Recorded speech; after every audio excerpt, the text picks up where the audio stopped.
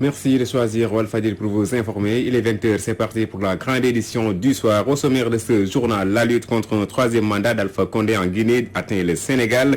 Interdit de manifester, des organisations de la société civile sénégalaise s'indignent et promettent de marcher le 2 novembre. Un appel à la mobilisation est lancé aux Guinéens. Crise en vue dans le système sanitaire. Souleymane Zoumané annonce que la décision du ministère de la Santé de se séparer des contractuels risque de fragiliser le secteur. Le secrétaire général du Centrast se désole du comportement de l'autorité qui les a exclus de la prise de décision. Et puis, Ziguinchor, une pirogue chavire à Brin dans la commune d'Elampour. Bilan, un porté disparu et 2 rescapés. Les recherches se poursuivent pour tenter de retrouver le porté disparu de ce drame survenu ce mercredi. Voilà pour le sommaire de ce journal. Le développement, c'est tout de suite. Les deux sont restés.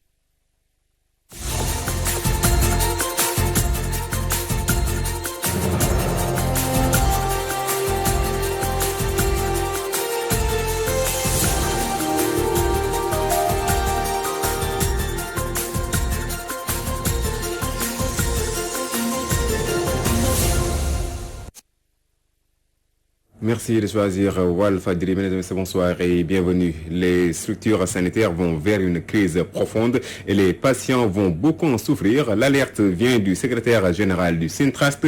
Souleymane Zoumané réagit ainsi à la décision du ministre de la Santé de se séparer de tous les contractuels du ministère du système sanitaire. Souleymane Zoumané est avec Rohandong.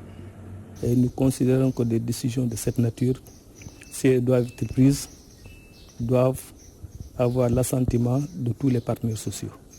Nous n'avions pas été associés. Et si aujourd'hui le ministère va jusqu'à prendre une mesure de cette nature, il est important d'abord d'en faire l'économie avec les partenaires sociaux que nous sommes. Cela serait beaucoup plus judicieux pour éviter des conflits.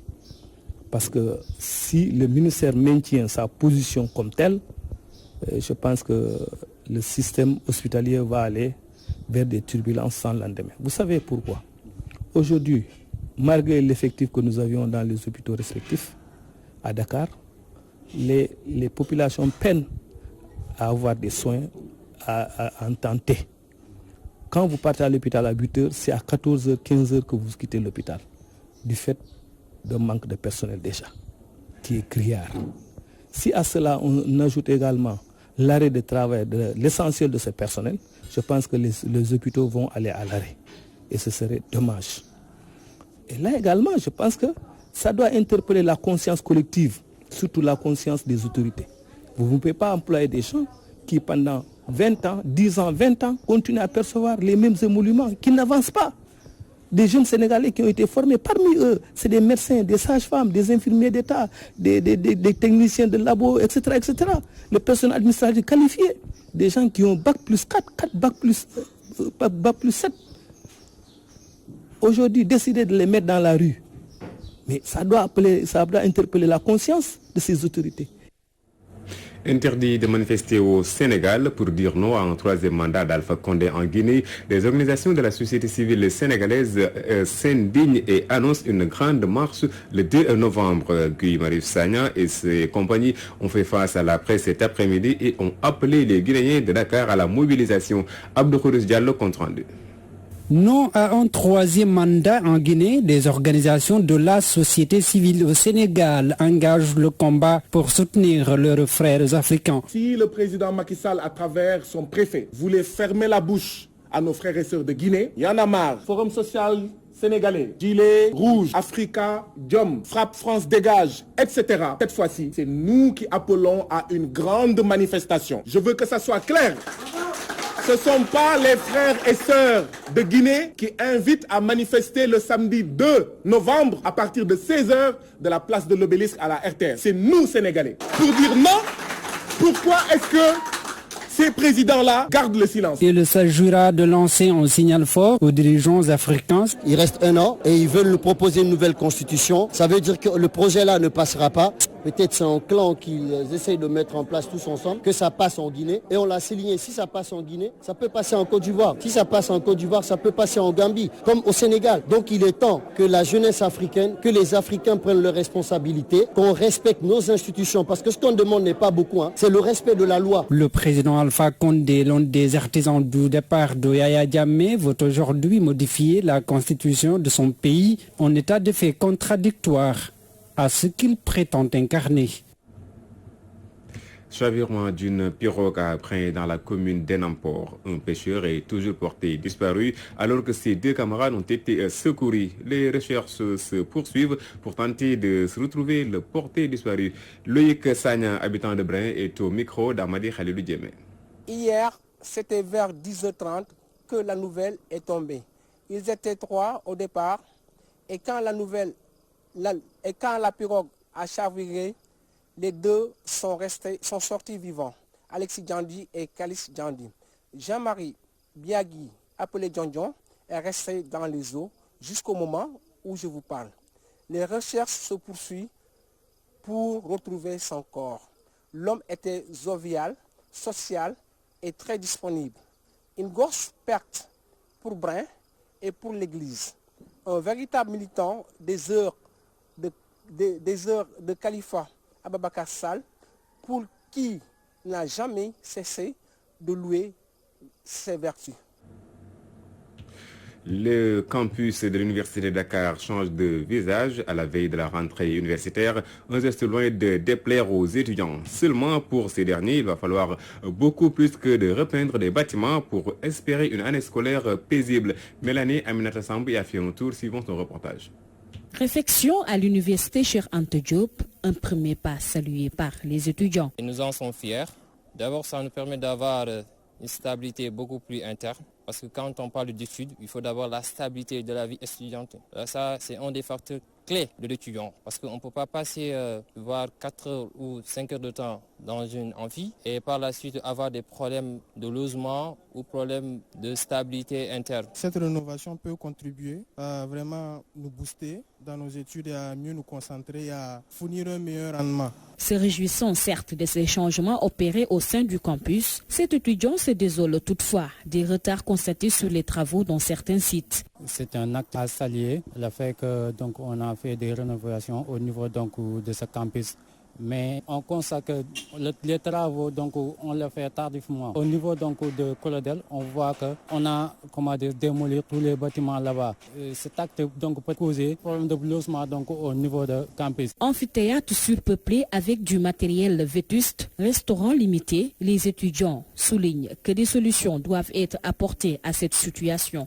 Il y a pas mal de choses qu'on doit améliorer à l'université Cheikh Anta Diop. Par exemple, dans les amphithéâtres, il y a des problèmes qu'on peut souligner, les problèmes de chaises, les problèmes de table, les problèmes de marqueurs, les problèmes de climatisation. Tout ça, c'est des problèmes qu'il faut prendre en compte. Dans certains amphithéâtres, il y a des matériels défaillants qui doivent être rénovés, qui doivent être même changés, mais qui ne sont pas encore faits. Mais nous espérons dans un futur proche que cela sera fait.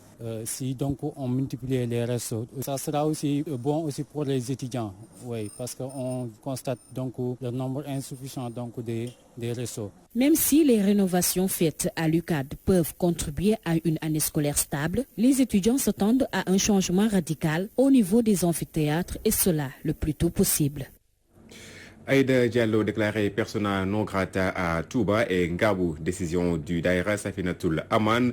Son président Serigne Modou Ngabou annonce la mise sur pied de commission de surveillance pour veiller au respect de cette décision. Serigne Modou Ngabou est au micro de Mamadou Maktar Sarr. Yoonu murit daf dul ay caaxaan du lu ñuy foyee. Le mouridisme, ce tarikh fondé par Serigne Touba Khadim Rassoul, n'est pas un jouet. C'est pourquoi nous mettons en garde ces détracteurs. Toute personne qui ose défier notre Khalif Serigne Mountakha Bassirou Mbacké nous trouvera sur son chemin. Les membres de Safinatul Aman sont prêts à tout pour défendre le Khalif Serigne Mountakha Bassirou Mbacké. Ses propos à l'endroit de Aïda Diallo sont très clairs. Elle est déclarée persona non grata à Touba et à Ngabou, qui est aussi une localité fondée par Serigne Touba Khadim Rassoul en 1917. Nous lui demandons de ne plus remettre les pieds à Touba, sinon elle aura affaire à nous. Nous avons mis en place un comité qui veille au grain et nous sommes prêts à en découdre avec elle. Touba est un titre foncier. Si quelqu'un construit une maison et ne respecte pas les règles, il sera exclu. Même si la maison a coûté plus de 100 millions, le calife va le rembourser. Kuñ fi wara rembourser sa peine dañ la koy rembourser jox ko daaray alcorane yi ñi jàngale ci alcorane. Et aux dernières nouvelles, le khalife général des Mourides a accordé son pardon à Sokhna Aïda Diallo après que cette dernière a présenté ses excuses à la Oumma islamique et à la communauté mouride. Au Sénégal, les thèmes politiques sont toujours au devant de l'actualité, une situation que déplorent de nombreux citoyens. Certains auraient aimé entendre la classe politique sur les questions comme la cherté de la vie marquée par une hausse des prix des denrées. Mamou Diawé Gassama. Au moment où les priorités sont ailleurs, des spéculations font bon train concernant un troisième mandat du chef de l'État Macky Sall. 12 mois sur 12, les Sénégalais parlent politique du jour au lendemain.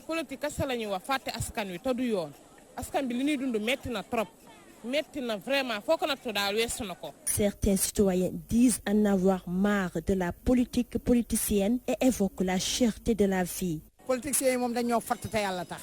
Nous en avons marre avec la politique politicienne. Nous n'accepterons aucun homme politique à transgresser la Constitution, donc pas de troisième mandat, car nous sommes très fatigués. Actuellement, le prix du poisson est cher.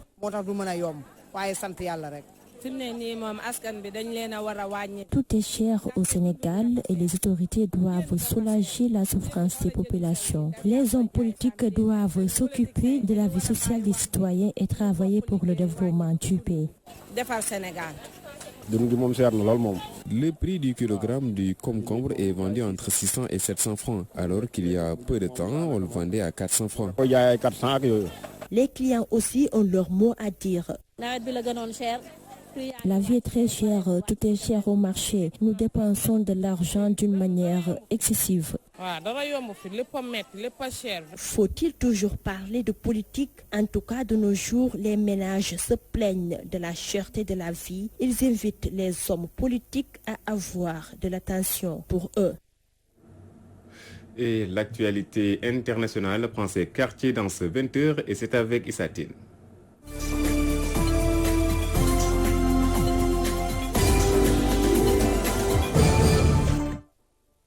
En Guinée, plusieurs centaines de femmes défilent à l'appel du FNDC. Toutes de blanc vêtues, les femmes guinéennes ont marché pour dénoncer les exactions des forces de l'ordre. Elles ont aussi réclamé la libération des militants du Front National pour la défense de la Constitution, incarcérés en amont des manifestations qui ont fait au moins 9 morts en début de semaine dernière. Elles ont été encadrées par un important cordon de femmes policières et gendarmes. La marche s'est élancée au son des sifflets du rond-point Hamdalaï jusqu'au stade du 28 septembre. La manifestation avait été autorisée, mais dans un communiqué publié hier mercredi, le gouvernement avait averti sur la possible infiltration de la marche par des personnes décidées à troubler l'ordre public par des actes de violence, mais on note qu'aucun heurt qui a été enregistré et après la lecture d'une déclaration, la foule s'est dispersée dans le calme. De l'aide humanitaire transite entre les deux Soudans, une première depuis 8 ans. Des zones où l'aide humanitaire était impossible depuis 2011 l'ont reçu. Aujourd'hui, le programme alimentaire mondial a obtenu cette avancée grâce au récent réchauffement des relations entre les deux pays, la chute du dictateur soudanais Omar el-Béchir, le début d'une transition à Khartoum, le réchauffement avec le Soudan du Sud. Tous ces développements ont abouti à une détente générale et à l'accord du 11 septembre avec plusieurs groupes armés, accord qui prévoyait l'ouverture de corridors humanitaires. C'est donc une avancée majeure pour le directeur du programme alimentaire mondial, David Beasley, qui a pu se rendre à Kaouda et à Kordofan, situés au sud du Soudan. Dans le passé, les belligérants interdisaient tout accès aux humanitaires. En 2013, les deux Soudans s'étaient accordés pour ouvrir 10 points de passage. En mars 2018, route, plusieurs corridors avaient été marqués, mais à chaque fois, c'est des guerres et de manque de confiance qui avaient maintenu la frontière fermée. Les forces kurdes en Syrie ont quitté ce jeudi des positions qu'elles tenaient depuis des années le long de la frontière turque, se conformant à un accord russo-turc qui a mis un terme à leur rêve d'autonomie. Russe continue de son côté les patrouilles qui ont débuté mercredi dernier le long de la frontière, remplissant le vide laissé par le départ soudain des troupes américaines de ce secteur du nord de la Syrie, pays en guerre depuis 2011. Allié de Moscou, le régime syrien de Bachar al-Assad a également déployé ses troupes dans la zone. L'accord russo-turc trouvé mardi permettant à l'armée syrienne de reprendre une partie importante du territoire qui lui échappait.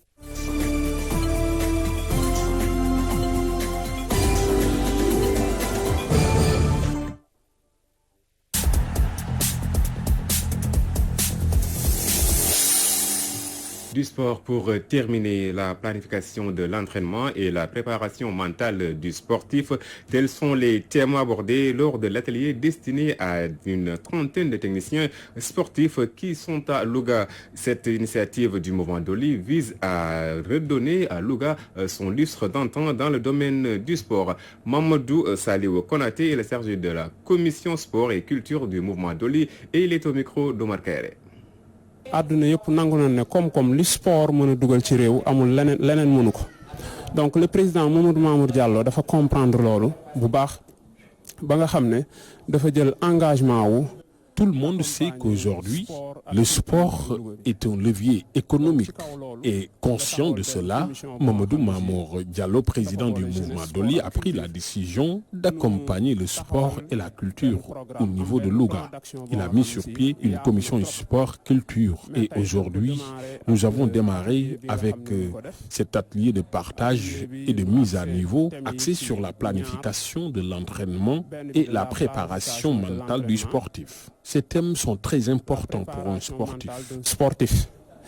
Boo xoolee ñaari thèmes yooyu di ñaari thèmes yoo nga xam ne si nooy daanaka fu sportif àgg noo ko fa yóbbu. Et il y aura prochainement d'autres thèmes qui seront abordés, à savoir le management du sport. Vous êtes sans savoir que le sport est un domaine qui évolue avec des règles qui changent au quotidien. Donc, il est important de regrouper les techniciens pour partager sur ces nouvelles techniques et méthodes. Et cela va permettre à ces encadreurs sportifs de s'adapter. Cette formation que nous avons entamée est venue à son heure, vu l'engagement des participants, parce que la demande a été très forte. Inch'Allah, il y aura un suivi.